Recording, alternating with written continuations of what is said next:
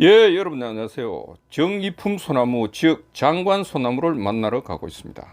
폭군 세조를 용서한 나무, 세조가 깨달음을 가진 속리산, 그런 무거운 사연을 가진 속리산의 정이품 소나무를 촬영하기 위해 숲사회 전문가인 대표님들과 함께 가고 있습니다. 법주사로 260인데 문장대 식당. 문장대 식당.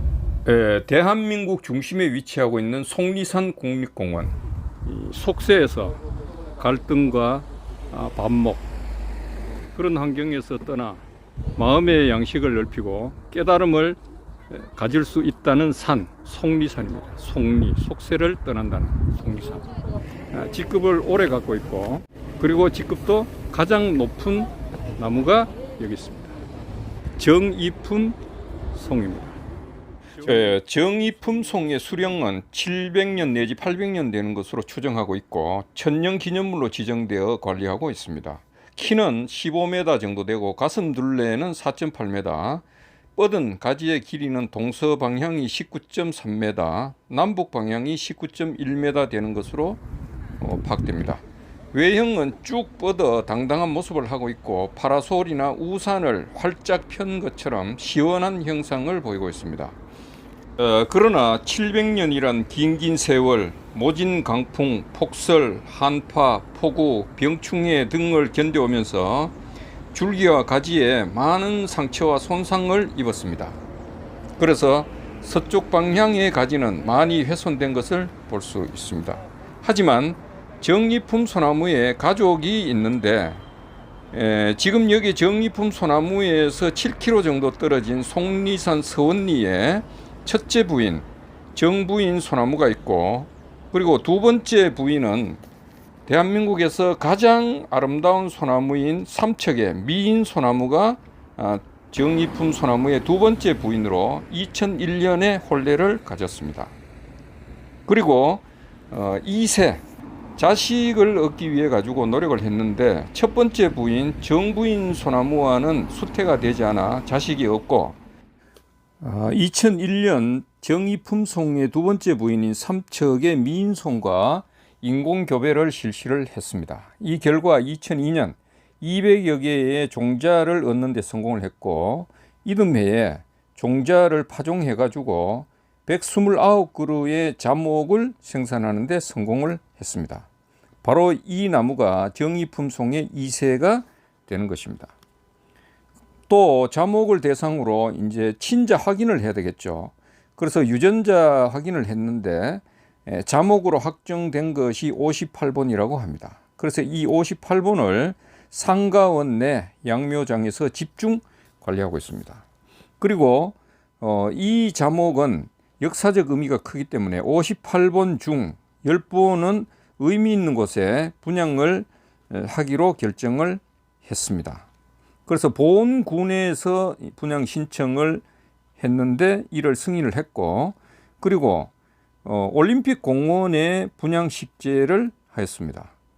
또 광릉에 있는 세조와 정의왕후의 무덤에 분양 식재를 했습니다. 인간이라는 동물은 못된 행동으로 자연을 오염시켜 놓은 채 100년이 지나면 온데간데 보이지 않습니다. 그러나 이 소나무는 560년 전 그 모습 그대로 이곳을 지키고 있는 것입니다. 세조는 왜 이 소나무에게 정이품이라는 장관 벼슬을 내렸을까요? 세조는 왜 왕후 건자에 오른 지 10년 만에 속리산을 찾아오게 되었을까요? 그때 이 소나무는 왜 세조 길을 막았을까요? 지금도 우리는 세조같이 거짓을 뒤집어 씌워 악마같이 정치하는 권력자들을 많이 봅니다. 북쪽에도 있고 남쪽에도 있습니다.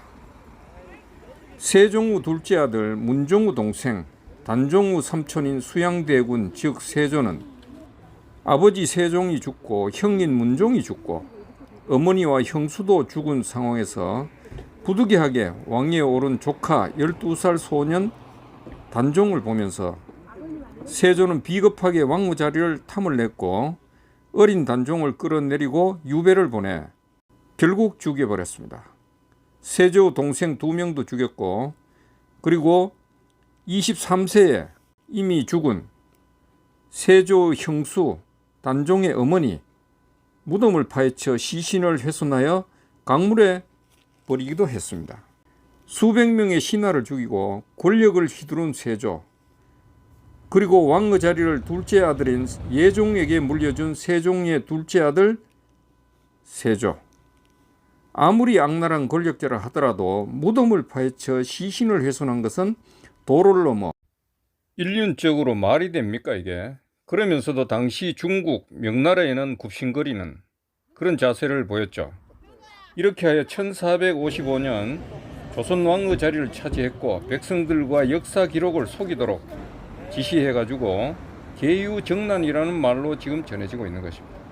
이후 1464년 왕의 자리에 오른 지 10년째 되는 해, 세조는 건강도 좋지 않았고 인생무상에 대한 회한 등으로 속리산을 찾았을 것입니다. 세조가 속리산 법주사를 가는 도중 입구에서 소나무가 길을 막아 갈 수 없게 된 상황에서 세조 일행은 소나무에게 길을 열으라고 부탁을 하였던 것이죠. 이에 소나무는 늘어진 가지를 들어 올려 세조가 갈 수 있도록 길을 열어준 것입니다. 그래서 소나무에게 장관급인 정이품 벼슬을 내린 것인데, 세조는 칼을 휘둘러 왕위에 올랐지만 10년이라는 세월을 맞이하면서 인생무상을 느끼며 나름 자신의 잘못된 삶에 대해서 반성을 했을 것이라고 생각합니다. 그래서 속세를 떠나 인간 세상의 상처를 치유할 수 있다는 속리산을 찾았을 것이라고 보는 것이죠. 또 길을 막고 있던 소나무는 세조의 심정을 헤아려 길을 열어 주었다고 볼 수 있을 것입니다. 나무도 필요한 정보를 주고받으며 환경에 적응하며 생존해 나간다고 합니다. 이렇게 소나무가 수백 년을 생존한다는 것은 그 자체가 인간보다 생존 능력이 뛰어나다는 것을 말해주고 있습니다. 세조도 이 소나무를 보면서 크게 그리고 새롭게 느낀 바가 있었을 것입니다. 즉 세조는 이 소나무가 인간들보다 믿음의 깊이가 깊고 그 믿음의 흔들림은 전혀 없다고 할 수 있어서 배신하지 않는다는 생각에 이 속리산 소나무의 정이품이라는 큰 벼슬을 내렸다고 할 수 있을 것입니다. 세조는 정이품 소나무를 통해 인생의 무상함을 느꼈을 것이고 인간이라는 존재가 이 소나무 앞에서 하잘것없는 것이라는 생각을 했을 것입니다. 570년 전 험악했던 조선시대나 21세기 지금이나 속이고 속이는 악질들이 득실거리는 안타까운 세상이라는 것을 지금도 느끼고 있습니다. 700살 정이품 소나무의 사연을 통하여 얻은 세조의 깨달음과 지식이 수십 년 청춘을 불사르며 학교나 학원에서 얕게 배운 지식보다 더 크지 않을까 하는 생각을 해봅니다. 이번 영상은 여기까지입니다. 참고로 손잡아TV는 진실의 세상, 정의로운 세상, 그리고 구독자님의 행복 권리를 위해 존재합니다. 혹시 아직도 구독을 누르지 않으셨다면 구독, 좋아요, 알림 설정 부탁드리겠습니다. 알림 설정은 손잡아TV가 새로운 영상을 올렸을 때 구독자님을 찾아갑니다.